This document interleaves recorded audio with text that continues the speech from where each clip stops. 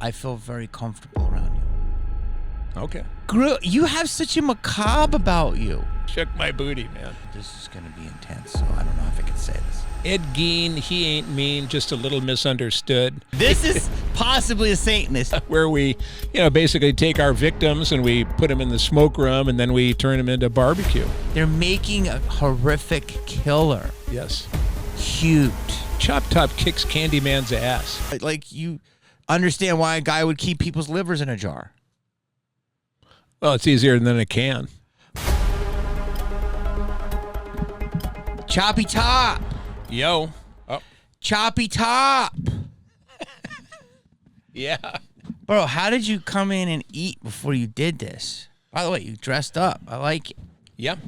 I live out in the valley now. Deep. And so, so I try to get socks to match the shorts.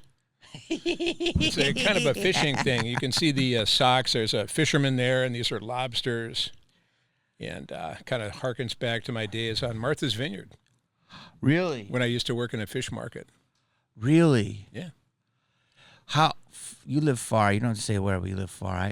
What do I owe you for coming? Gas-wise, I think about $7.58. $7.58. Yeah. Have you done a lot of pods? I don't. I avoid them like the plague. Why? So this is special. I'm honored. Special friendship deal here. What? How did I get blessed for you to do my pod? Because we know each other a little bit better than just a random, hey man, wouldn't it be cool to be on my pod? That I don't know. I know you, and so I'm happy to do your pod. Well, we just really started to get to know each other. Yeah. Because I know nothing about you. I know some stuff about you. But the minute we connected, I was like, oh, this is my boy. We're kindred spirits. Kindred spirits. Like, I feel very comfortable around you. Okay. Well, do you feel good. comfortable around me? Yes, I do. Why? What do you have in mind? Is this one of those funny podcasts where the skeleton arm comes out with a knife? Well, because it's like you play all these crazy characters and you're dark. And like, as I'm getting to know you, there's this spirit of Wes Craven. And this is for people that are going to go a little wild right now in the comments. Have you ever worked with Wes? No. Did you meet him? Not that I can remember. I probably saw him from afar.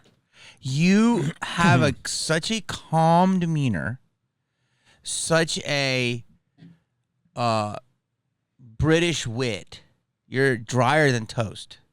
Wow. And yet you do drier than toast. You are, but yet you do. Can I say you do horrific things in movies? Yeah, it's a lot of fun. That's what I'm saying. All my characters are happy in their work.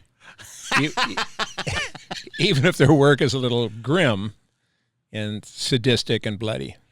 But the stuff I found out about you is amazing. So how we know each other is we go to conventions, as you guys know. And Bill is always kind of around, and I'm always kind of around, but we're in separate parts of the world. Yes. I am with a group a lot, and then when I go solo, it's different. And you are a true maverick. You're completely on your own.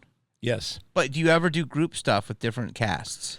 I do. Actually, this year is the 20th anniversary of the release of Rob Zombie's The Devil's Rejects. Wow, and it was I'm getting a little groupish with some of the Devil's Rejects actors. Especially lately, it's been William Forsythe, who played Sheriff Waddell.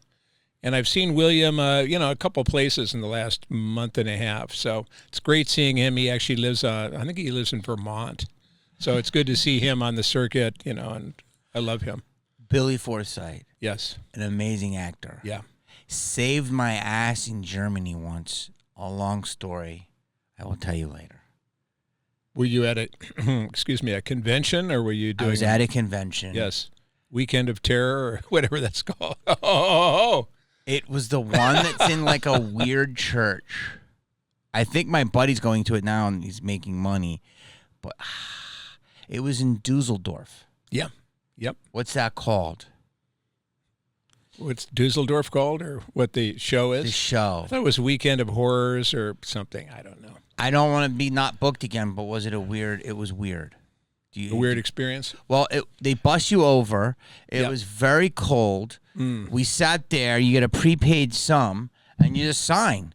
And so all these people, so it's like this German chow line, and they're just coming and coming in. Once you finish your thing, you wait. But since they already think they're prepaid, they're done, and they literally bus you in and bus you out. It was freezing, and it was like a Rammstein concert. Wow. And at one point, no one was buying anything. And I would say stuff to crowds and different things. And I said something that was probably very stupid. But Did you say it in German? I don't know. Oh, okay. And I said, come on. Okay, can I say this? I said, come on, don't be cheap. What's cheap in German?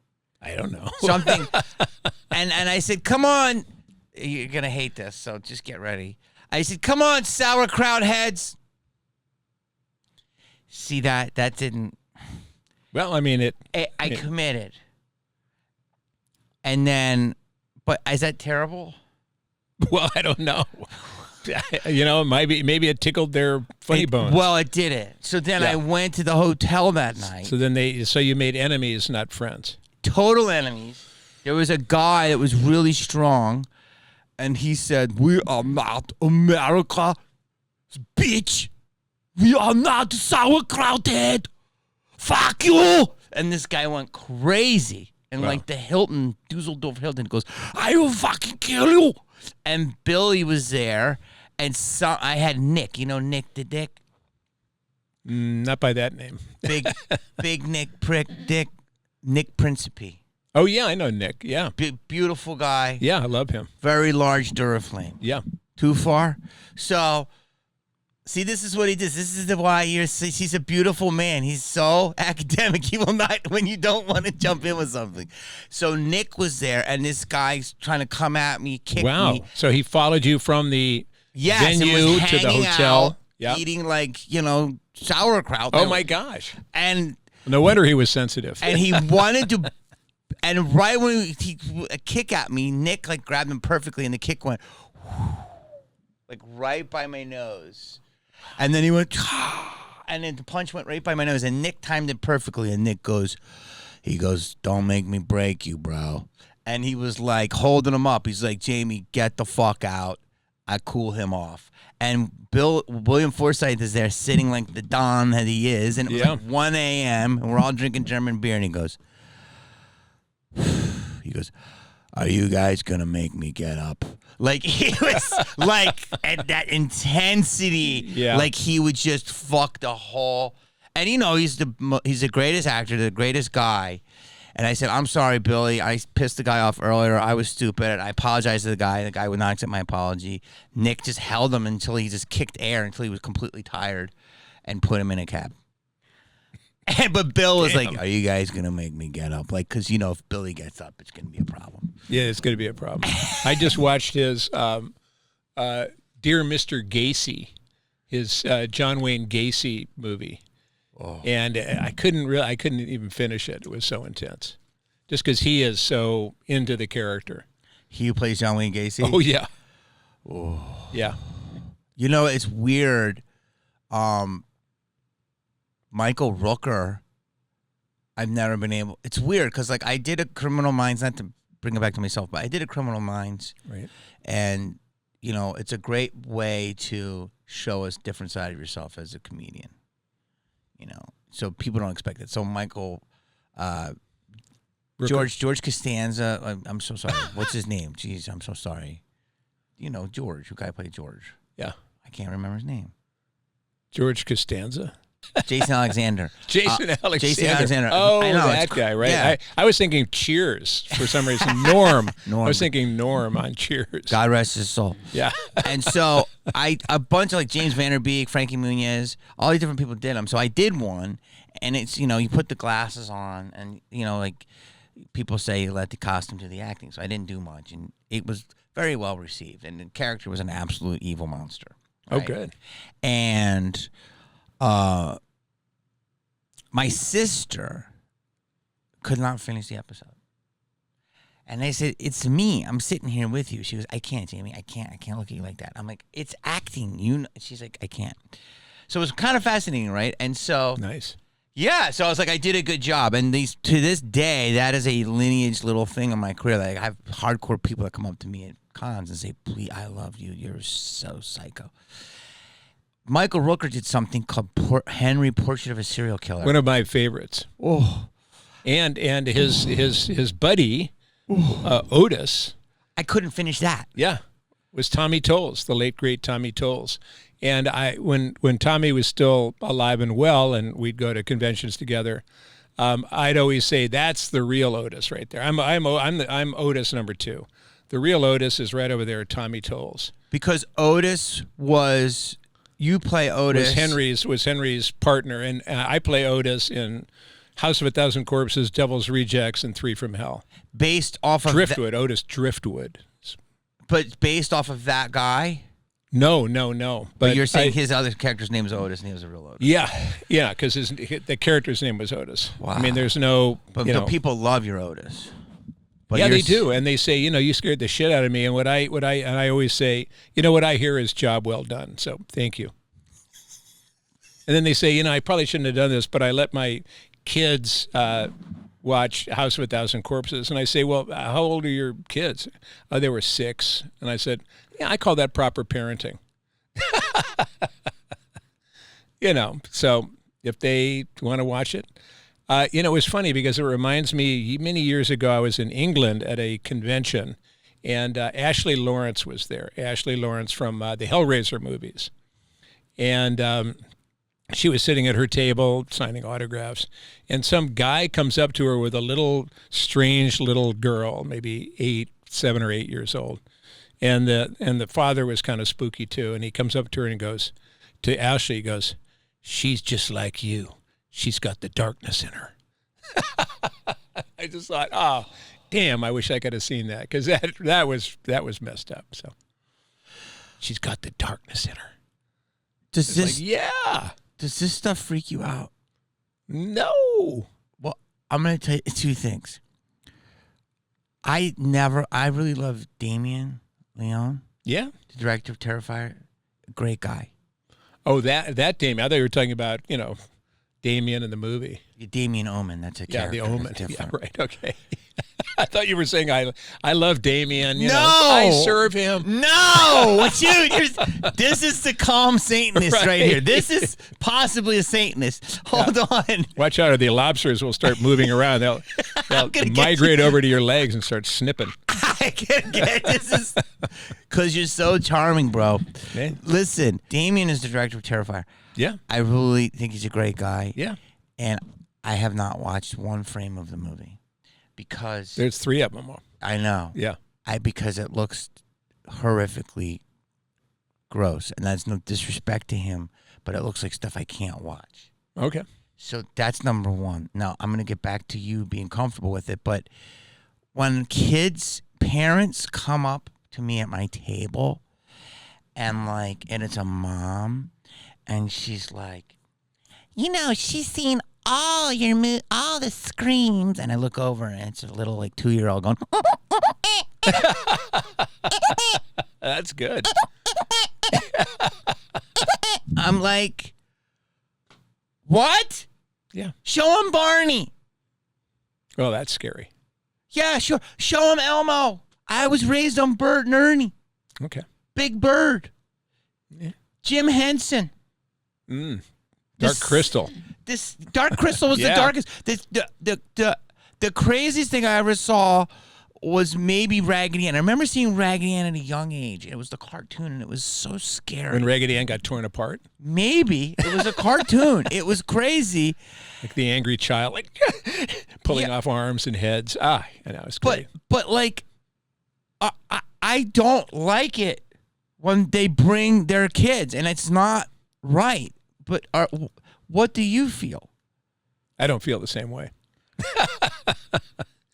How about Never Ending Story with Falcor? And oh man, that's great. Was the Never Ending Story scary? No. Okay. Like a snake dog, though, a big snake, a dog dragon, a furry, gentle dog dragon. I mean, he could kill you at any moment. But dude, come on. Children should not watch this stuff. Okay. I mean, I have 2 daughters. How old are they?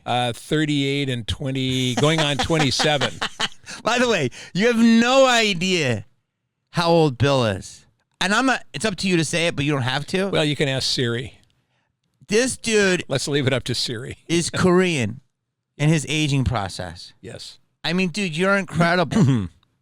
You're incredible. Yes, my birthday is 11/11/1951. And I was supposed to come out on October 31st, which would have been appropriate. But I liked the accommodation so much, I stayed in for another 11 days. And came out on Armistice Day, Veterans Day, 11/11. And it's what's interesting is that my 2 daughters are born. My older daughter is born on 10/10. I mean, younger daughter is 10/10. Older daughter is 5/5. What? So we celebrate double days. There's 12 of them, 1/1, 2/2, etc. And we celebrate double days in our family. 5/5, 10/10, 11/11. Go figure. And that's why I like to read horoscopes and stuff and try to hope that there is some kind of mystical, astrological value to that, but I don't think there really is. Dude, do you understand how wild all this stuff is you're saying? First, we have to go back, but I had to answer that about your daughter's ages and what about movies. But, dude, do you believe in numerology? No. Only when it's beneficial. When it's like, oh, my God, you're 11/11, that means you're going to be a millionaire. It's like, okay, I believe that. Dude, but 11/11 is angel numbers. Angel numbers? Yes. Okay. It's beautiful. Like they say, 11/11, make a wish. You've heard this. Well, you know, Paris Hilton does that on Twitter. At 11/11. She goes, 11/11, make a wish. That's her little tweet. But you're living 11/11. Yeah. And I worked with Paris on Repo, the genetic opera. And I thought she was awesome. What movie? Was that a movie? Yeah, it's called Repo. REPO exclamation mark. Repo, the genetic opera. When was that? 2008 or 9, something like that. Would it come out or straight to DVD? It came out. It was in the theaters, a couple of theaters for a couple of days. But it's developed kind of like Rocky Horror Picture Show. It's developed a cult following over time and was followed by the Devil's Carnival and Alleluia, Devil's Carnival too. Was she in those as well? She was not. She was in the house. I know when she did House of Wax, I was like, she should start acting. Yeah, I thought she was great. I really liked her as a person. I mean, she was very nice. When I was actually doing the, because it was an opera, every line is sung in Repo. So we did all of that first. We went into a studio in North Hollywood and laid down all the tracks, all the vocals. And I remember bringing my younger daughter with me for one of the days that we were recording, and in walks Paris with maybe 3 or 4 little dogs, little happy little squeaky dogs, and she walked right up to my daughter, who was probably 11 at the time, maybe a little older, and she said, "You're in charge of my dogs," and my little girl was so happy. Aww. And I just was like, okay, you and me forever. So I've loved Paris ever since. Did you have, how many days you work with her? Oh, and well, we actually, when we actually shot in Toronto, and probably 3 weeks. Okay, so you guys became buddies. Well, I wouldn't say we were buddies, but we were good workmates. That's great. Yeah. So you have a soft spot for Paris. I do. Okay. Let's get back to your letting kids watch horror. You said your 2 daughters. Yes, they have watched a lot of stuff. I remember actually when my older daughter was a little girl, she was probably 7 or 8, maybe. And I remember hearing her cry in the middle of the night. like, Daddy. She was in her room, Daddy, Daddy. And of course, we all wake up to that. And I jumped out of bed and I went into her room and I said, "Hi, sweetie, what's the wrong?" She goes, "I can't say." I said, "No, really, what's wrong?" She goes, I can't. I said, "Sweetie, what is wrong?" She goes, "I'm afraid of Candyman." I said, "Candyman?" I said, "Honey, your father is Chop Top, and Chop Top kicks Candyman's ass." Not that that's true, but it was such a shock to her. It's like, wait a minute, I got the better monster here. And he's my dad. Did she know that you were Chop Top? Yeah. Did she see Chop Top? I think she probably saw snippets of it. That was back in the VHS days, so I don't think she saw the whole thing. But she knew Chop Top, and she certainly had seen many pictures of Dad with his plate and his crazy teeth and glasses, and his claw hammer and his straight razor. Wow. But his tie-dyed shirt. You think that it's okay? I don't think it's good for kids to watch. Well, no, I don't shove them in front and make them watch them just because that's their dad. I don't rub their noses in it. But they both turned into great horror fans. They love those movies.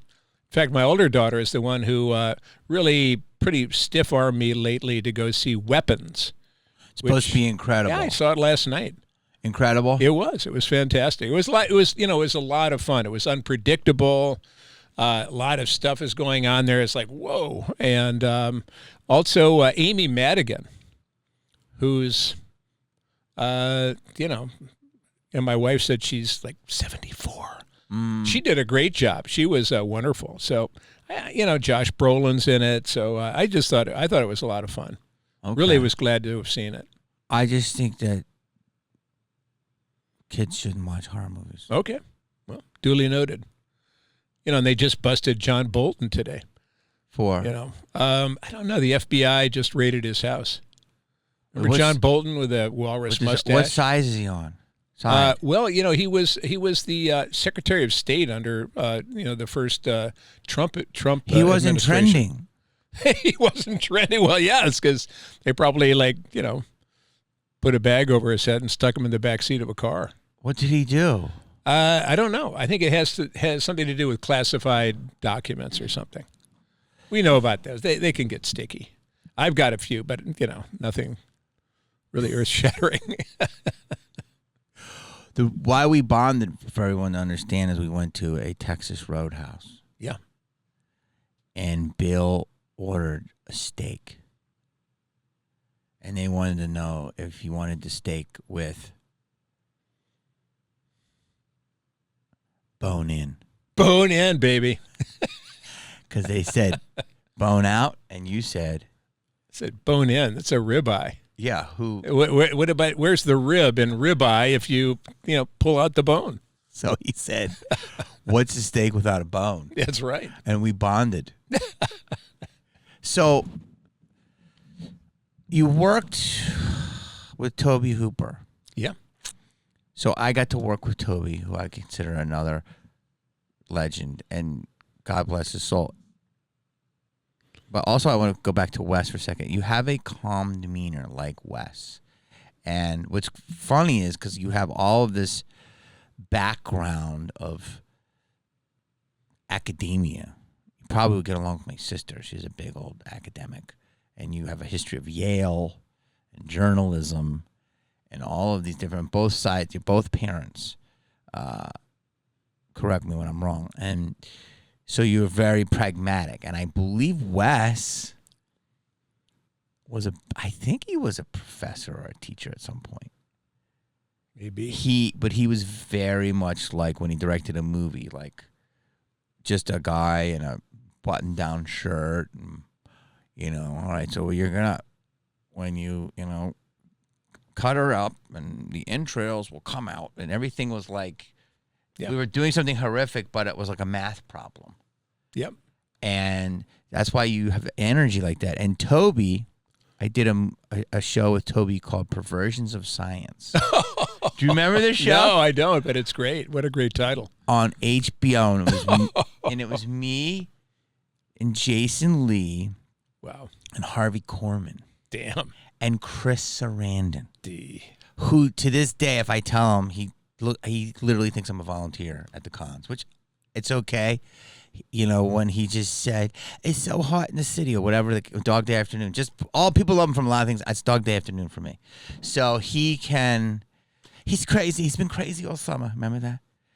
No. Dog Day Afternoon, he plays like a gay prostitute. Okay. With Al Pacino's like lover. And he's like, it's been crazy, son. He's been crazy all summer. It's so hot. You don't remember this? I'll have crazy. To rewatch it.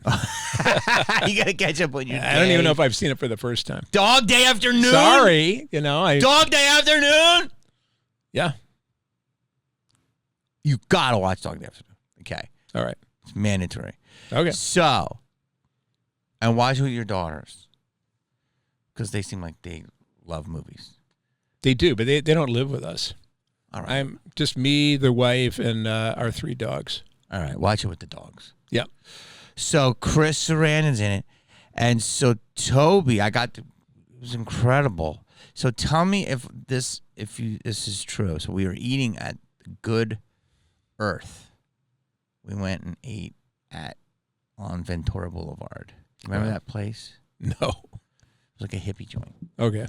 And I remember his voice. He was like, hey. Yeah, hey man, I was telling you something about that. Yeah. What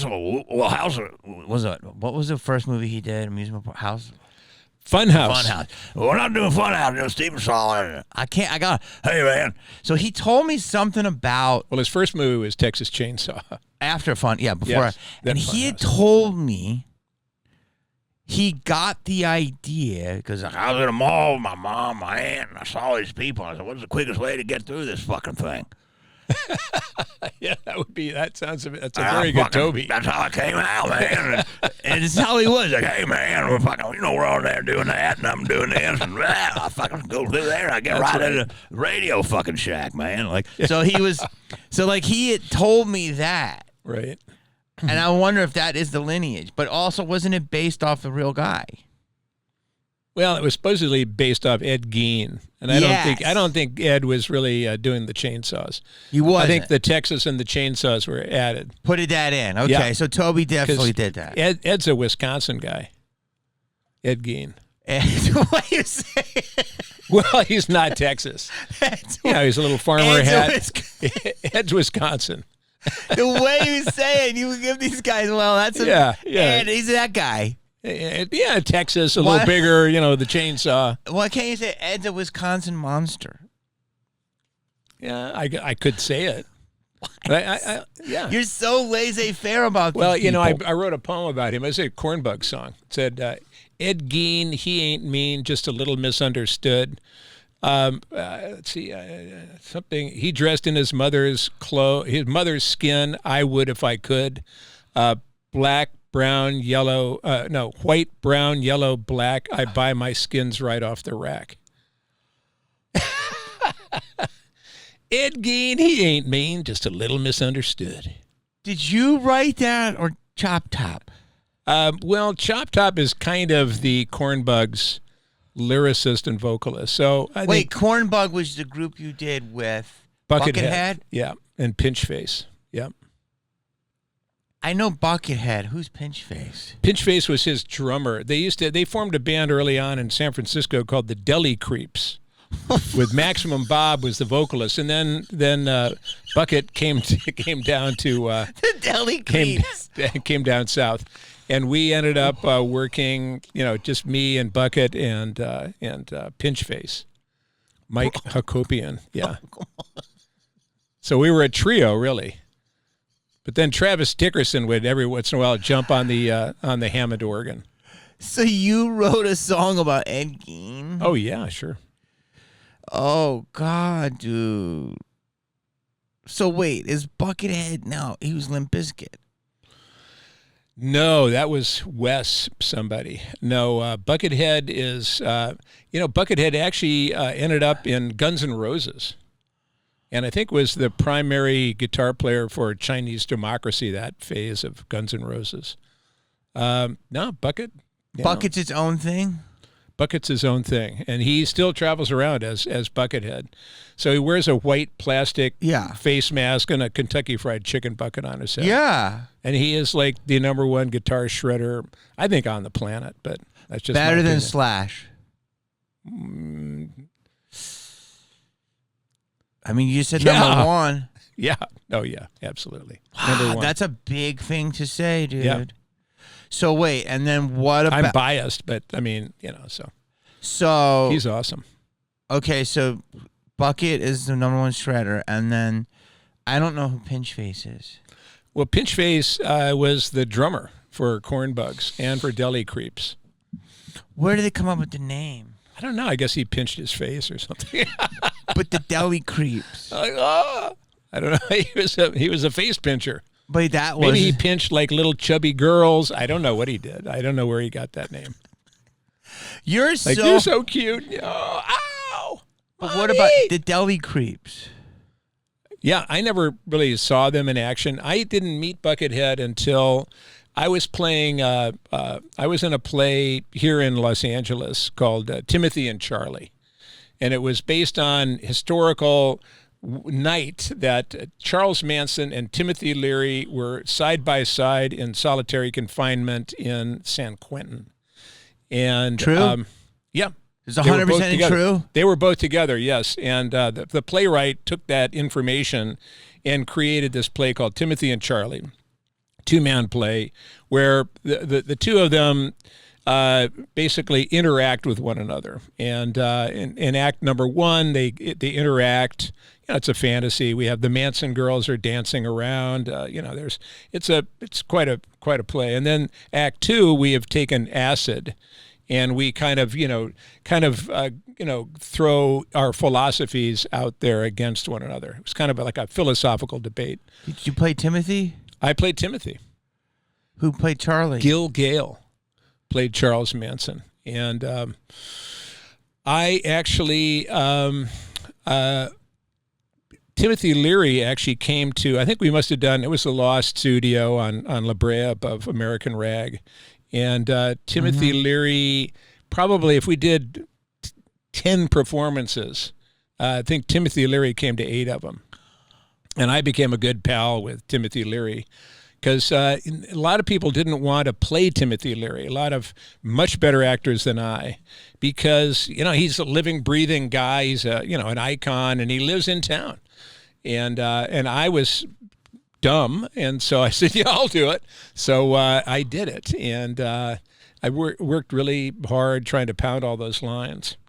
And it was funny because one day we were in rehearsal, and there was a stage, and on the stage, it was like 2 prison cells, and there's a cot in one of the cells. And I was, we were taking a break. It was a lunch break. I had a sandwich with me. And so I got up on stage and I sat down on the cot, the prop cot, and was eating my sandwich. And the director, Mick Collins, came in and said, oh, no. Please get off that. And I said, oh, okay. Didn't know I was doing something wrong. And he said, you know what? You have to respect the stage. And, if you respect the stage and not eat your sandwich on the bed of the stage, if you respect the stage, what's going to happen is you're going to get support from the spirits of the theater. And I was like, whoa, what's that? And he said, if you're right with the spirits of the theater, there's going to come a time when you go up. You can't remember the next line. You go blank.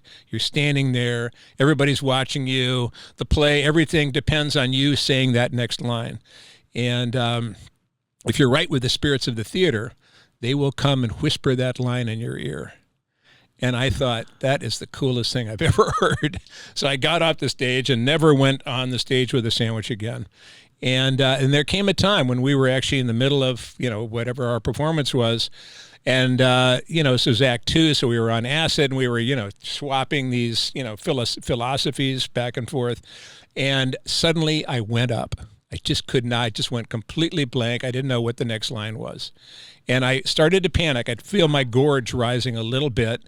And then I realized, I thought, you know what? I'm on acid. So I can just repeat the last line. So it was like, right, right, Charlie? Right, Charlie, right, Charlie, and I just kept repeating it, and finally the next line kicked in because I was right with the spirits of the theater. And anyway, that's an aside. But at the end of one of the performances, Buckethead was a pal with Gil Gale. And I got off stage and, whatever was going on backstage. And Gil introduced me to this guy and said, "Hey, this is Buckethead." And I went, "Well, great. Hi. Never heard of Buckethead before." And turns out, Gil said he's a musician and he's done a lot of really cool stuff. And so I was talking to Buckethead, and he invited me to come down and go off on some music he'd made. He lived in Santa Monica at the time. And so I did. I remember I brought my bongos and a cup of coffee and went down to his, somebody's apartment that had a studio in it. And we started just thrashing. That was probably, shucks. 80s? Yeah, maybe 89 or 90 at the most. Is Buckethead younger than you? Yep. Just about everybody is. Hey. Do you have specialness? Well, yeah. Wait. That's because I'm right with spirits of the theater. They keep fanning me when it gets hot, and they warm me when it gets cold. Here's what's crazy. I say certain things to you, and you're like, "No, I don't believe it." But then some guy says spirits of the theater, and numerology, not at all. But spirits of the theater, sure, I'll accept that. Yeah, exactly. I mean, come on, bro. Yeah. What do you want to do, numbers or spirits of the theater? Well, I mean, really, it's... Dude, there's so much to say because you say so much. I could go 1,000 places. So I want to... Do you understand do you believe that we live in a matrix? Maybe. I don't know. Do you understand that if you take mushrooms, or let's say DMT, that they did a controlled experiment with 25 people, and 25 people, allegedly, all saw the same things. Yeah, maybe. Why the hands like that when you just said the spirits of the theater are good? Well, I mean, sounds like, Well, they say that I was hoping that they would all have levitated. I mean, that would be impressive. No, but they saw numbers in the fabric of the solid matter. Okay. And so that's why they say numerology and all of the stuff in the world is run by numbers. All right. If you remember that movie Pi. Yeah, I didn't see it. Yeah, okay. Well, Life of Pi, I saw that one with the tiger in the boat. Yeah. Pi was Darren Aronofsky's first movie. Right. It has a lot to do with numbers. Okay. So wait, how did Bucket know that you did So music? now it's Dog Day Afternoon and Pi. I'm gonna compile this list. I hope maybe the people at home could just remind me. I'm not even a cinephile, but I think these are two good picks. Yeah, those are good. You've seen Midnight Cowboy. Yeah. 1 billion times. Well, not 1 billion, but yeah, a couple times. Okay. Graduate. Yeah, love it. Okay. Plastics. Yeah. I was totally in love with Catherine Ross. Oh. As a boy, I think we saw that I saw that at prep school.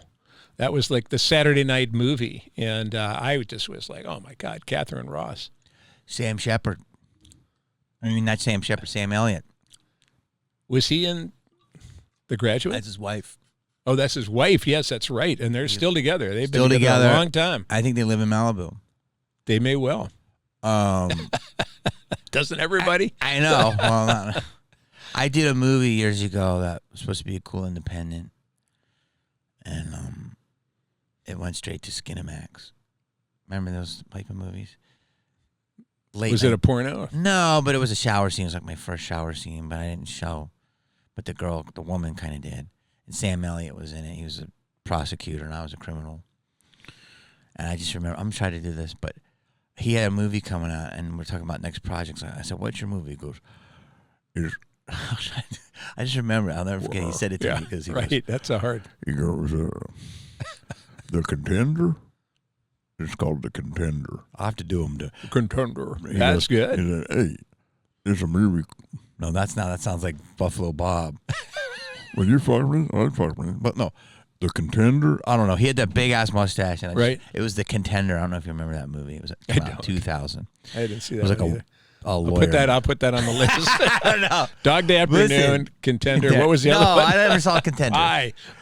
Pie. Yeah. But so because you're saying all this stuff, did Bucket know you do music? And I got questions, but did he know you do music? Yes or no? I don't think so. I think he basically wanted Chop Top's voice on this music he'd already made. Okay, So he knew does you the as Chop music, Top. and I then became the vocalist and lyricist of Cornbugs. I mean, it's weird that you wrote an ode to Ed Gein, but that's my opinion. Did you? That was on our album, A Cemetery Pinch. These names, you guys love pinching. Well, that's what when I was growing up, we would take car trips, like most American families in the Midwest, and whenever we went by a cemetery, we would always do cemetery pinch, and you would have to pinch the other person next to you, and if you were the last one pinched, then you were going to die. So it's like, dude, kind are of like you kidding me? The Addams Family. Why are you wearing that shirt? Oh yeah, well, because this was I got this at Night of the Living Dead weekend in Monroeville, Pennsylvania, at the Monroeville Mall. Okay, wait. I've never heard of Cemetery Pinch. Okay. Mom would say, she had a lot of things that she said in the car. One of them was, "Don't stick your elbow out too far, or it might go home in another car." Bro, so we would always, and then she would go, "Looky, looky, looky! There is Hooky," and there was a guy in town that had lost his arm and had a hook. Oh my God. So that was my mom, dude. Not my dad, but he. Dude, you have such a macabre about you. Yeah, but you're very common sense. Yeah, you're one of those dudes. What does that mean? You're a dude that's like a V-neck sweater wearing guy that has like a collection of like, there's somebody I know, this is going to be intense, so I don't know if I can say this. There's a lot of serial killers that come out of Wisconsin. It's kind of like MVP. Did you ever see that coffee table book, Wisconsin Death Trip? No. Oh, it's awesome. Check it out. Of course it is. For you, it's a stocking stuffer. Oh, man. Yeah. It's good. It's really good. Yeah. Because a lot of people in Wisconsin back in the day, when there wasn't internet, when there wasn't even electricity, they'd get snowed in and do some crazy stuff. See, here's the thing. I have so much to say to you. You're like one of these guys that wears a vest sweater, but like you have people's, not you, but like you understand why a guy would keep people's livers in a jar. Well, it's easier than a can. Why do you think we're okay? Because you did Timothy and Charlie. You probably won awards. I won the friendship of Timothy Leary, and I then interviewed him for Psychology Today magazine, which was a lot of fun. And he said something that was very interesting to me. He said, "Bill, do you know who the most evil person in the world is?" And I said, "No." I said, "Hitler?" And he goes, "No, Mother Teresa." And I was like, "Wow, that's this is a intense statement, but I have heard these rumors. Expand, please." Well, I think his point was that she was all about, be fruitful and multiply when she's working in the slums of Calcutta, New Delhi, and Mumbai, wherever it was. And that, by telling people to be fruitful and multiply, and at the same time, overpopulation was a big problem. And so that was I think that was basically where he was coming from. But they said that there is rumors about her. Tell me if I'm speaking out of school, that she was abusive. There are rumors of this. I remember that because she died right. I think it was the same week. I don't want to speak ill of the dead. No. But here we are praising Ed Gein. Well, he is. Yeah, she died the same week as Princess Diana, and so really Mother Teresa got kind of overshadowed by the death and the tragic death of Princess Diana. Well, for me, I would put that together and go, that was on purpose. Okay. That's where I go. Yeah. But then people call me conspiracy. I was in Northern Ireland at the time when I got the news about Princess Diana. Shooting something? No, I was just there. I guess I was on vacation, and that was during the Troubles too. So I was with my then girlfriend, now wife Lucinda, and my older daughter Jane, who had been living with her mom and husband in Dublin for a whole year. So Lucinda and I came over, and we thought we would go to Newgrange, and I was driving, of course, on the wrong side of the road, and I remember we went through a town called Newry, Newry, which was one of the flashpoints of the Troubles, the IRA and the British, and here we come. We don't have GPS, just like a road map, and I turned down a street in Newry, and the entire street was lined with tanks with the British soldiers in them, and we're the only car on the street, and so everybody's watching us as we drive down, and we get to the end of the street and realize that we've gone the wrong way. So now I have to turn around and drive back. And they were really looking that time. I don't think the guns actually followed us, but anyway, so we were staying in a bed and breakfast and in Northern Ireland, and we came downstairs, and the old woman whose house it was, the bed and breakfast, was weeping, and we said, "Are you okay?" And she goes, Princess Diana just died. So that was pretty powerful. Wow. Yeah. It was the summer of '97, I think. And I'll never forget it because I was in a bar. I just wrapped Scream 2. Wow. And I was in a bar in New York City.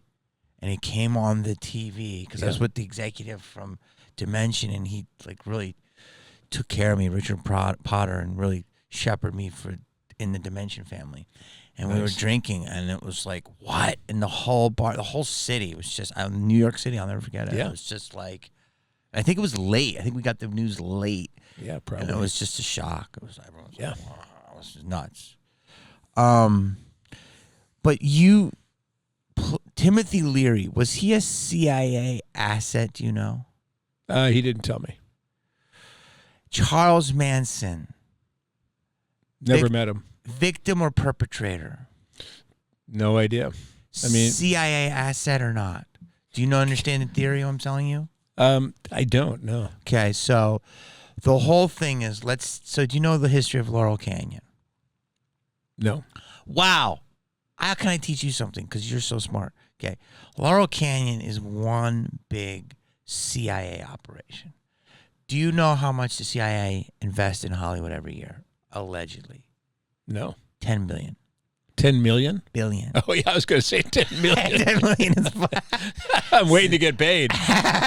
So, like for instance, we don't know it. It depends on how much you go. You may not know it. But I did a movie called Enemy of the State.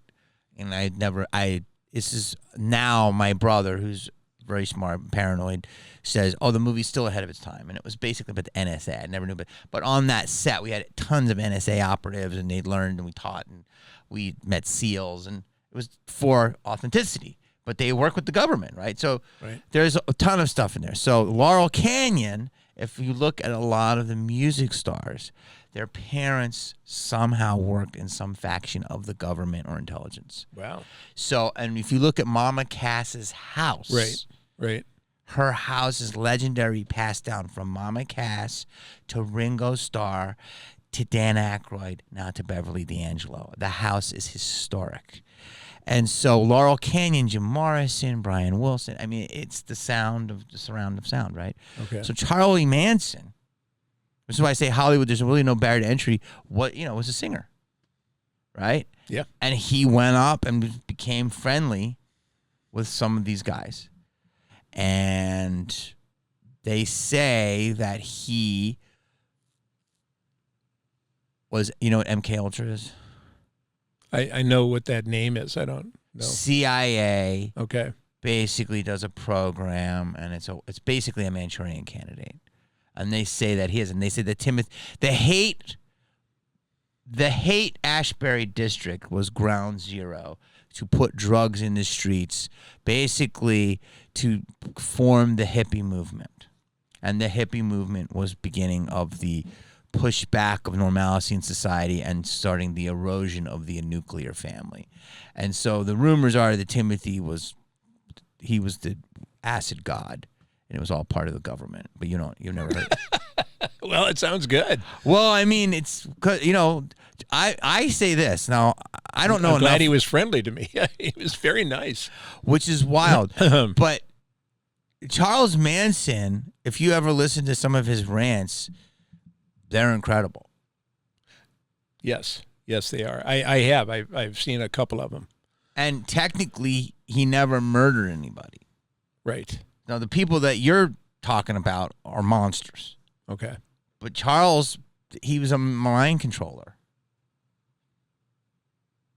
So, I don't know. See, when you go quiet, here's the thing.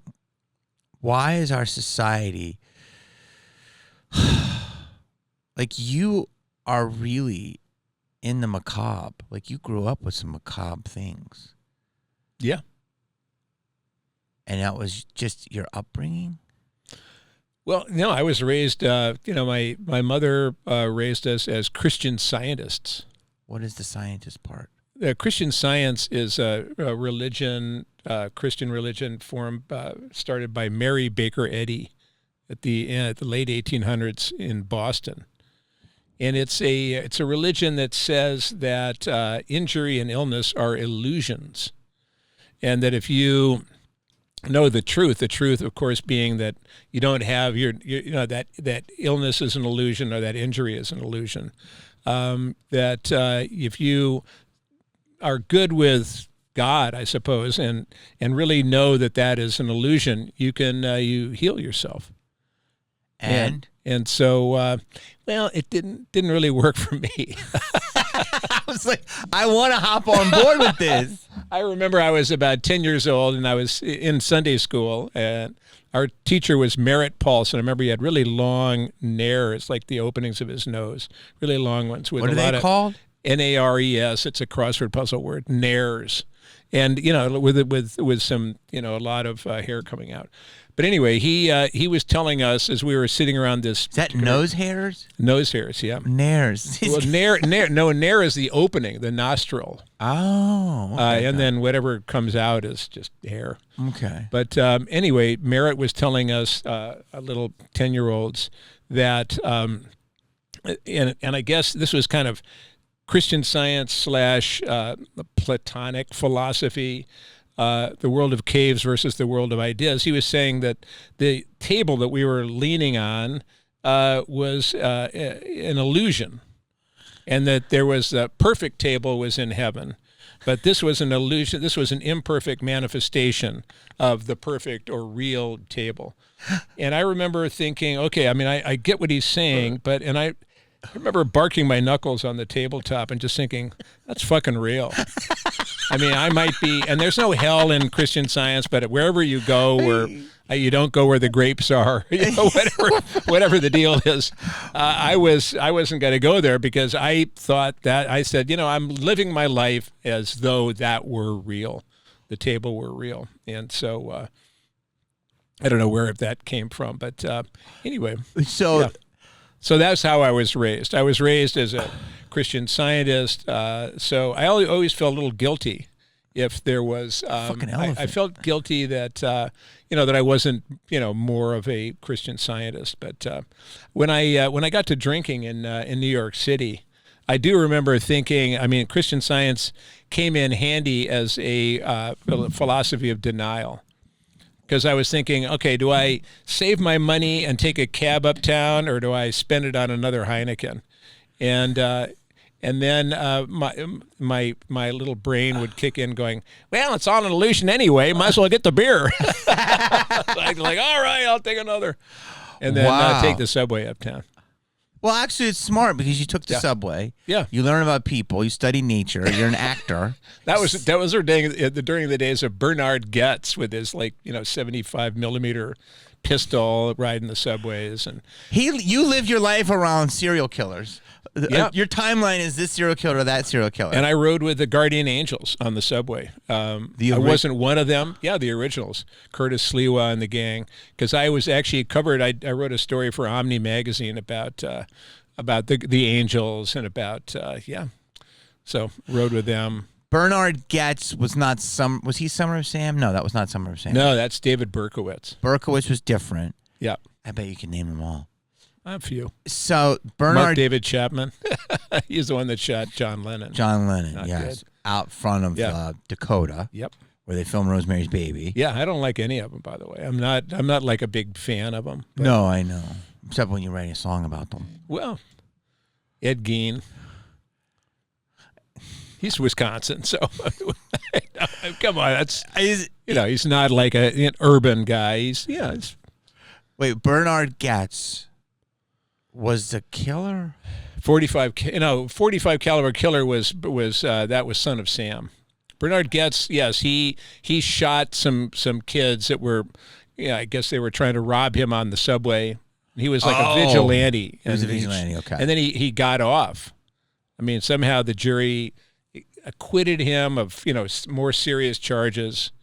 And that was back in the days when, it was it was Ford to New York, dropped dead, and so the city was. I was in New York from 1978 to 86, and that was Ed Koch was the governor. I mean the mayor. What a time! And it was a fantastic time. I mean, it was amazing. Time. There was a lot of crime in the subways, so then we got we got the Guardian Angels. That was the beginning of punk rock.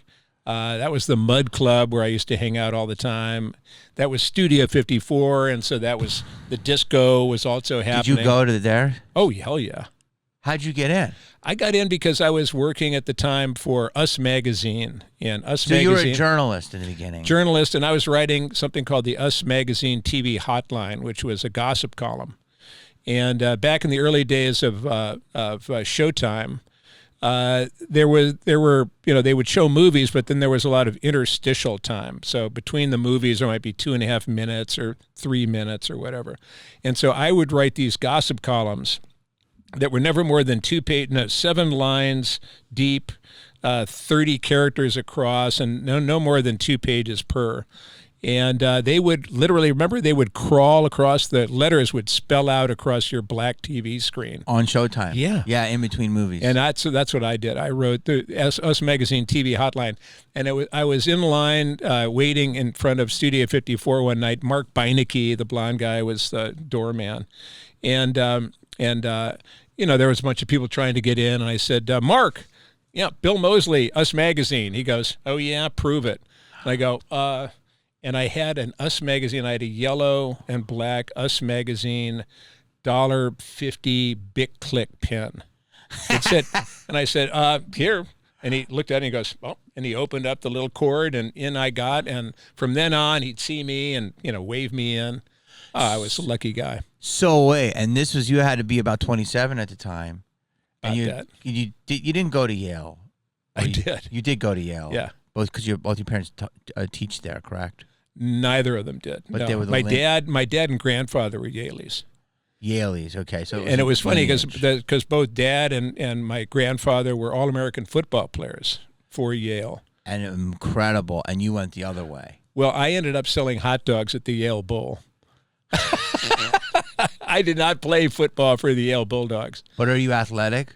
Yeah. You seem like you're a point guard that'd be really annoying. Are you good at basketball? No, I mean, I hike a lot. You hike a lot. I'm a good walker. So. And I ski. And Yale, you went from there to New York City? No, I actually went right from Yale to Boston because I had never lived in a big city. I eventually wanted to get to New York, but I thought I would practice, city living in Boston. So I was there for the first couple of years. And then went to NYC. So you went to 54 a lot. Yeah. Oh, I loved it. It was fantastic. I mean, I love dancing. I danced my ass off in the happy days in New York City. I danced at the Mud Club. I danced at Xenon. I danced Studio 54. Wherever Danceteria, wherever there was a club You're that a big played. dancer. I loved it. I had just no idea. Danced my ass off. So John Travolta and Idol. Well, I wasn't I wasn't a, paint by numbers dancer. I just got out there and shook my booty. Shake your booty. I shook my booty, man. So I had a great time. I love dancing. Yeah. And 54, you'd have people like Barbra Streisand, Halston, these are the fashion guy, Trump. Yeah. Michael Jackson, Probably. Mick Jagger. Who did you see? I don't remember seeing anybody. I do remember seeing. I was just there to The drink. greatest club. What'd you do, Bill? Drink and dance. Drink Heineken. What about a little I bit do of remember. the- You know what I remember? You I remember. ski, but did you ski back then? Are you with me? Yeah. Oh yeah. You skied a lot. Yeah. No, I'm talking about the skiing. You know what skiing I'm talking about? Oh, you mean like Different type of snow. Oh, that kind of snow. No, I could never afford it. I was But was wasn't broke. it free? Weren't they passing it around? Not where I was. Okay. No, But I think there was a special back room or a There basement was? or something. I thought it was pretty free flowing. I never got it. But Okay. I do remember being there one night when the big, the music stopped and the spotlights went up to the catwalk over the dance floor. It's an old studio, like a TV studio, and up on the catwalk was Pia Zadora. Wow. And Pia Zadora, kind of like the modern day, what's her name, Hoochie Coochie girl. The blonde hair. Charo, yes. The modern day Charo is Pia Zadora. And she did an amazing kind of a dirty, she was like a little gold dress, very short, and she did a really kind of nasty version of The Name Game. And I remember going, wow, that's awesome. She goes, Shirley, Bo Burley, Bonana Fan, and she was up there just shaking her little dress, and it was awesome. She was I consider famous. that was like the peak of my your 54. She was famous for. Is she an actress or a singer? Yeah, she was an actress, I think. And she had married a rich Menachem Rickley, some very rich Israeli guy, so he was kind of bankrolling her showbiz aspirations. But she was great. I that night at least, she was fantastic. So you went in and you reported on all this stuff. I did. I would then write that. I would write that up for the Us Magazine TV hotline. And then I just went, and then what happened, Us Magazine got bought out. I think it got bought out. It used to be part of the New York Times, and then it got bought out by somebody, and everybody got fired. And so I had then ended up as the editor-in-chief of CB Bible. And CB Bible was a 32-page, basically a newspaper. We call it a rag. And it was dedicated to Citizens Band Radio, like the wide, weird world of CB radio. You've had such. It was like very logical next step. You've lived like 12 lives. Yeah. The fact that you're at a table in Oklahoma across from me after you were a reporter at Studio 54 in its heyday and used to play Pinch Me Cemetery and is top and worked with Buckethead. I mean, you literally are Forrest Gump. It's incredible. Well, I mean, it's always fun. I mean, I have wild. I've just followed the Yale. whatever kind of shows up and motivates, and I'm just happy to open my arms to it. Did your dad or grandfather play in the NFL? My dad did. Yes, I think he was drafted when he graduated in 1943. I think he was drafted by the Washington Redskins, and back in the day when they called them that. I think they're back. Oh yeah. I think he came back. The Commanders. Well, they were the Redskins, and he already had a young job. He was like a junior executive at a company called General American Transportation Corporation, Midwest-based, and they made tank cars and freight cars for railroads. And Dad would go and he would do these practices or something, and he'd come into work and his face would be all smashed up. Oh, man. And they said, because he was, trying out for the Redskins or whatever. And so they said, look, it's either, a desk job or, Right. see you later. So he chose the desk job. So Because they weren't making any money back then. yeah. They had to have two jobs. Yeah. People don't realize that. Yeah. And the company didn't want him, coming in with, bloody face. So good old Dad, the hard charger. Wow. Because you were raised with this Christian Scientist, do you believe in God? Sure. Sure? Or Oh, yes? absolutely. Okay. Like, whatever your God is, it could be Buddha or God or Jesus or I don't whatever know. people. Yeah. Okay. Do you believe in Satan? In what? Satan. Sainthood? Satan. Oh, Satan.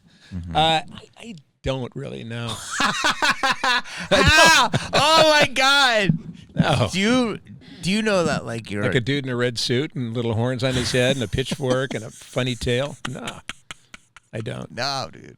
I think maybe we're, a lot of times, we're our own worst enemies. I suppose there is, kind of some equivalent of it. I believe there are evil, there is Well, evil. if you believe in God at the personification of beauty, right, and goodness, isn't life yin and yang? I suppose. So wouldn't there be the opposite of that? Guess so. Have you ever heard the phrase "as above, so below"? Only.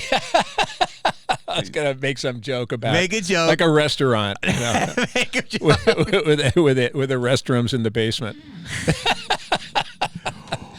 No, Well, I mean, yes, I'm sure there is, yin and yang. There's a balance. So sure. In your time on this planet, do you think the world is more evil, or we're just seeing it more? I really have no idea. No take on it. Okay. No. Are you political? Sure. Okay. So, do you like what's happening in our world right now, or no? No. You don't like it. Oh, but when is it really? I mean, it's not particularly. No, particularly. Especially lately. So, I mean, it's funny because it's. I remember when I finally became old enough to vote. I guess is it 18? Maybe in Illinois. Maybe I was 18 or 21 or whatever it was, and I was voting. I remember my mom really, really browbeat me to vote for Ronald Reagan. So my first vote, was Ronald Reagan. And, That was wait. You were older though. You were 29. Was I then? Well, if he ran in 80 for the president. Yeah. If you were born in 1951. Yeah, I know. So, what was it? Yeah, it was like I just remember. Yeah, that was like one of the first times maybe I voted, or I don't know how I remember that, but I do remember that letting my mom kind of browbeat me into voting for Ronald Reagan, and I did. Did you like it or no? I didn't like being pushed around. I didn't like being browbeaten. How did she browbeat you? Oh, I don't know. She just, did one of her, and you just the magic, the mother magic of like, oh. Yeah. And I regret that. I mean, not that it had much to do with anything, but I just regret, giving my vote over to someone else's opinion. When you go to these cons, are you amazed with people's obsession with the macabre? No. You're not? No. Why do you think people are like that? Like, yeah. Why do they get into horror movies? Well, I have people like I forget how blessed I am. Like sometimes it's like I've had my own wildlife, and like I remember when we were doing ADR for Scream, and Nev opened the door, and he's like, yeah, look at that, and it was before I did my ADR, and I was like, yeah, and he's like, watch this, and he's like, Tony, and she opened the door, and I was like, and he put a music sting here, and then it was a cut to a cat, and it was the same thing without the sting, and he's like, that'll make him jump. And I just will never forget that. It was like almost awesome. 30 years ago, and he was like, a music sting, Jamie, can really give him a jump. And it was, and he had told me, I'm like, he's like, people love, I forget, I never really got the answers, but like, he said that people love to be scared. They loved it. It's like, if life is crazy, if you grew up in the Congo, I don't think you need to watch horror movies. Do you know what I'm saying? Your life is crazy enough. So it's like, but something about it, and people come up to me and they'll tell me that Scream is their comfort movie. Yeah. And it's like, Scream is a thriller in a lot of ways. It's not really gory or anything, but I always wonder like why people get like that. And do you ever think like that? I don't think like that, but I why they Why? Yeah. Well, it's because there's a beginning, a middle, and an end. And even if it ends badly, horror movies are journeys. And a lot of times they used to be in like the 50s and 60s morality plays. Because you would get these, like a group of kids, and there's obviously the bad girl and the bad guy, and they're having premarital sex, or else they're defacing something, or they're smoking pot. Oh my God. And they are always the first ones to get killed. Yes. And they get killed. I mean, and they really get, brutally murdered. And so that's the morality tale. And usually, it's like in Halloween, like Laurie Strode is the one who survives, and she's kind of the babysitter, it's Jamie Lee Curtis and all that kind of stuff. And so there's that part of it. But there's also, I think, if you take, the terror of life, the horror of life, a lot of it is just completely unseen, and it's unpredictable, and you don't know when it's going to happen. So if you take all of that, you take those fears and you put them into a beginning, a middle, and an end, a 3-act play that you can sit there and eat popcorn and put your arm around your best friend, that's great. It's a lot of fun. It's like why people like to go on roller coasters. It's a thrill. You just totally educated me, and it just hit me right now. Because you're right. And it's crazy because, I'm known for doing the rules in screen. Doing the what? The rules. Oh, right. So that's like my claim to fame in horror. Yeah. And your claim to fame is, many things, but like Chop Top, I think is one of the, would you say your biggest? Yeah, happy in my work. Yeah. And so, and a 1, a 2, and a 3. Yeah. Lick my plate, you dog dick. And that line came out of my mouth. That was not in the script.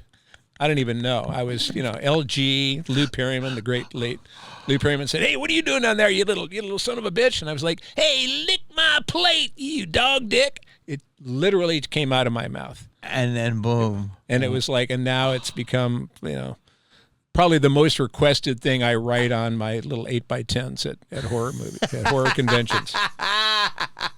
Wow. I feel like that's a fanny pack. Like you could put it on. And then Kit Carson, who wrote the great screenplay of Chainsaw 2, he wrote Dog Will Hunt. And that was fantastic. And that was picked up by, that's the one I like to write the most because it's short. Mm-hmm. It's three word, Dog Will Hunt. Hey, lick my plate. And sticks. Yeah. Yeah. But what you just made me realize is, you're right. It is a morality play. Like, why? If you have sex, you're gonna die. Premarital sex, the monster's gonna get you. So, are these horror movies basically putting are they trying? I feel like now I can't believe I never saw this. This is crazy. This is like, for the horror heads, you're gonna have this divine intervention right now. Somebody who's making the movies wanted to put that message out there. Do you agree? Probably. So showing your breasts, you get killed. Doing drugs and drinking, you're getting killed. Well, back in the day. But still, if you show your breasts, don't you get killed? Well, I don't know. Not all the time. You can show your breasts in movies now and not get killed. Yeah, I think so. In a horror movie. I can't really give you any examples. I mean, like, what's happened now is you've got what's a lot more important than the morality play now are the faces of horror. So it's like Jason. It's like Michael Myers. It's like Freddy Krueger. It's like Ghostface. Art the Clown. Art the Clown is now the new #1 face of horror. Pinhead. And what's so cool about Art the Clown is, of course, Art the Clown just, kills everybody, and is very random about it, but very kind of funny and, in his way. And but he's brutal. He's horrible, and he has so much fun, freezing people and then hitting them with a hammer and they all fall apart, or chopping, sawing some poor girl in half when he's strung her up by her ankles. And it was funny because I met that girl, and she was in Houston with us. Catherine. Yeah. I don't know how she died, but I've heard this. Yeah. Well, she, horrific. that was tough on her. Yes. It's not easy to get strung up by your ankles and then. Catherine, she's very sweet. She very told sweet. the story on podcast. Yeah, on Damn podcasts. on my God, Damien. on Scouts. Oh, Scout, yes. Danielle's pod. Yeah. And yeah, it was crazy. I don't even know. I didn't even know until recently how she was killed, or that she was killed. And but that's what people want now. Everybody, kids have ghost face shirts, or Art the Clown with the little, the little. But this is what's scary in society, Bill. So you're being very chill about it. Okay. Yeah. They're making Ghostface. There's a thing with Ghostface, and he's all pink. Right? So it's a pink Ghostface, and he's bedazzled. And he's on the phone. He's kicking his legs up. And he goes, "No, you hang up." They're making a horrific killer. Yes. Cute. Yeah. Like Ronald McDonald or Mickey Mouse. Yeah. And he's kicking his little feet up. Yeah. So soon, I'm sure they're going to have Art the Clown, Flippy. Yeah, little flippers and... tootie toot, don't you think that's crazy? No, I think that's the way capitalism works. You basically just absorb this thing, and like Marshall McLuhan would probably talk about that, like just absorbing something, maybe terrifying, horrible, bad politics, etc. I remember H. Rap Brown. Used to, he during in the '60s, a black activist. And he was in, I think it was St. Louis, and he uttered the famous words, the infamous words, "Burn, baby, burn." And it was all about let's burn it all down. It was big riots, everything. Well, that then got picked up by some kind of one of these correspondence schools. And I remember seeing a matchbook on it, and it said, "Earn, baby, earn." And that was, Marshall McLuhan would have gone exactly. Because, this society, it kind of, this, especially, our capitalist society takes, things that are really pretty horrible and then kind of turns them into some kind of a sales pitch. I think it's hilarious. Dude, you're so smart. You might be the smartest guest. But what I want to say is, I understand what you're saying, and I agree with that. Yeah. But I'm talking about a different side of that, which is actually capitalism. The only good thing with all of that stuff, let's say Ghostface, okay? Yeah. And they put Ghostface on soap. They put him on calendars. It's a whole new thing now. They've got, different colors, and because people can inhabit Ghostface. Yeah. Art is one person, but Ghostface is taken over, and he becomes the Paramount actually doesn't get paid, right? It helps their marketing because it's everywhere. It's ubiquitous now. Like I see, I'm on a plane and I wake up, and it won't dawn on me until Alyssa was flying with me. She'll be like, "There's a Ghostface thing on the backpack." I won't even think of it. It's just like a Nike logo now. But Paramount's not getting paid, but they're getting marketing because it's all it's just people doing it. They're not paying the rights to use it, right? And at the cons, no one is. Okay. My question is, what you're saying is correct, but what I'm really saying is, why is human nature cutifying something that's evil? And that's what's fascinating to me, and I don't know why. I don't know. Well, I know, but you're smart. I need the answer now. You're smart. Well, not that smart. Well, you played Timothy Leary, and you worked with Buckethead, and you went to Yale. I mean, I saw Pia Zadora. Exactly. I need an answer. Well, you can't give me the I don't know. Okay, this past weekend, I was in upstate New York, Vernon Downs, New York. You paid your dues on that one. You like that con. And who was there was, and that's basically upstate New York. And Depressionville. During the course of the convention was 2 days. It was Friday and Saturday. Really a great convention. And we're up there, not necessarily a big city location. And yet there were a couple, maybe 3 or 4 boys and girls who came dressed as Chop Top. And they had the tie-dyed purple shirt, they had the wig, they had the dark glasses, they had the funny teeth, they had the head, the coat hanger. Yeah. They had the lighter, they had the whole deal. And Chop Top is he's a killer too. Mm-hmm. He's, smashed poor LG's head in with a his claw hammer. He's slashing poor Stretch's legs with a straight razor. He slashed himself with a straight razor. You know, and he's a cannibal, and he's part of a cannibal enterprise. You know, the rolling Gorilla Go-Go, where we, you know, basically take our victims and we put them in the smoke room, and then we turn them into barbecue. And yet, you know, hear all these kids, you know, some of them are like, you know, 11, 12 years old, and they're dressed as Chop Top, and they do great. And I always compliment them. Yes. I go, hey, Chop Top, yo, dog will hunt. And if they're old enough, I'll go, lick my plate, you dog dick. But if they're, you know, 11, I won't say that. I'll say dog will hunt instead. And then usually I have my little 8x10 of Chop Top, and I'll say, would you like me to put your name on there? And they go, yeah, okay. To Jerry. Is that with a J or a G? And they go, J, okay. To Jerry. And I said, would you like a line from the movie on there? They go, well, geez, you put them on the spot, and then they get a little, you know, they start going, well, I said, look, let me give you some choices. And I'll say, dog will hunt. And they go, that's pretty good. And I go, get that bitch. They go, yes, that one. Mm-hmm. And more women than men choose that one. Get that bitch. And, you know, and if I go through, lick my plate, you dog dick, to a far out fan, music is my life. Then I go, burn her like a rat. You know, I do all these different things. And, you know, every once in a while, and eventually, you know, EXIT, eventually, you know, they're going to choose one, and I'll write it down, tell them to wait for a minute because it's a paint pen, so it needs to dry, and move on. Do you ever, wow.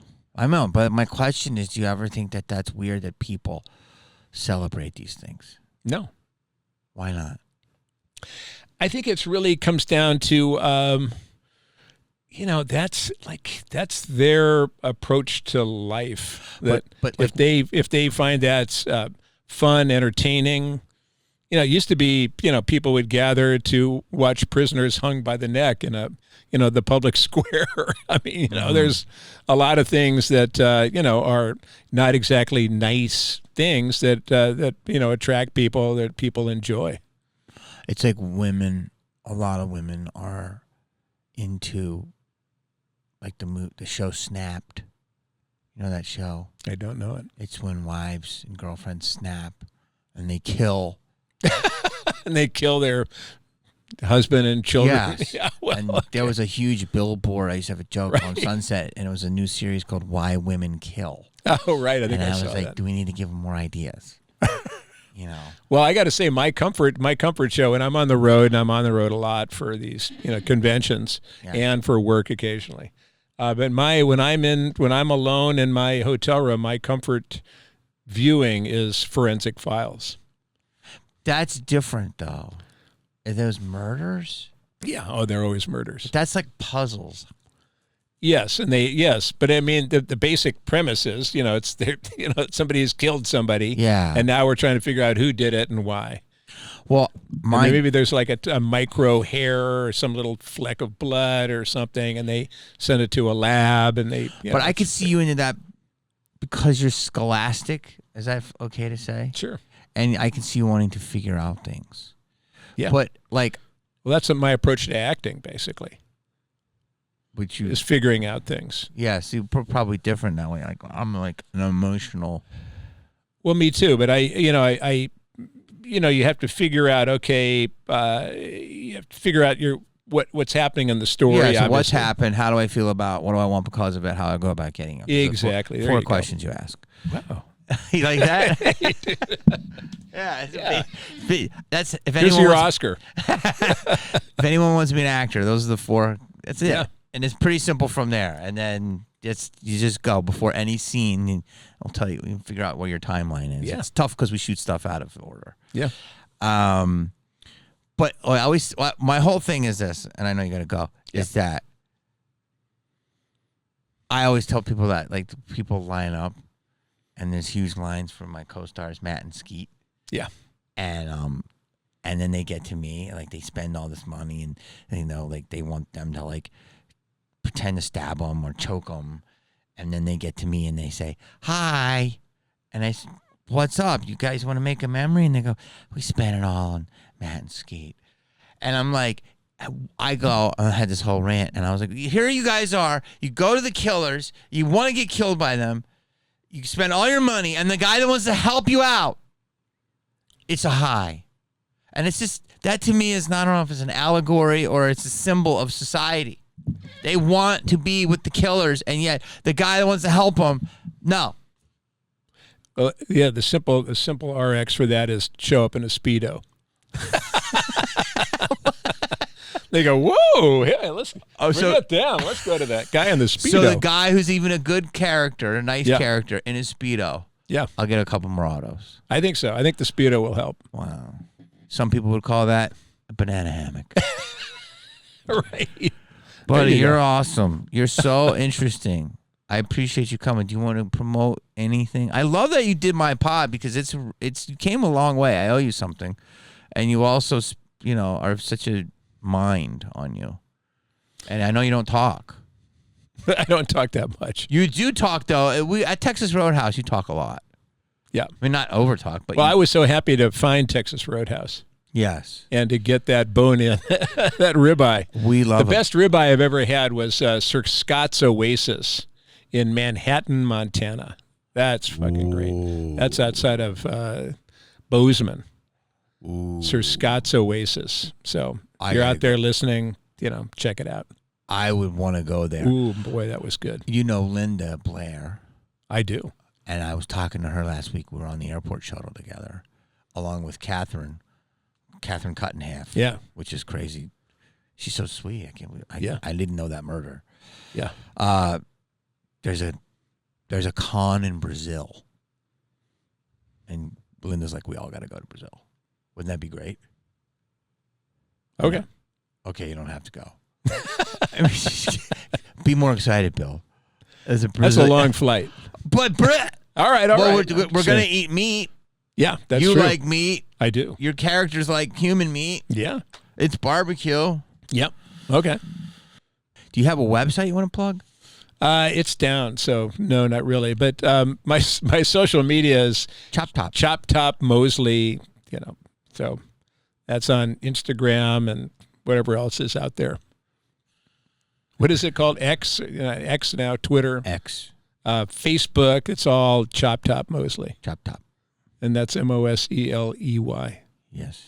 And I am left-handed, by the way. I just wanted before we ended, I just wanted to put in a plug for left-handed people. Do they get persecuted? Yeah. They do. Yeah. All right. It's tough. Go lefties. Yes, because I have learned, because I sign a lot of autographs, I've learned how to roll my hand. Usually I just drag it across the page, but then I smear everything. So I've learned how to kind of lift my hand so I do it more of a delicate signature. No smearing. But it's tough to be a left-hander. Go see Bill Moseley, Chop Top, doing it lefty. No smears. No smears. That's my No Smears tour, 2025. No smears. No smears. It's a new song, No Smears. Yo. With a couple beers. Yeah. Out here's. Appreciate you, brother. All right. Thank you. My pleasure. Thank you for coming, brother. All right. Thank you.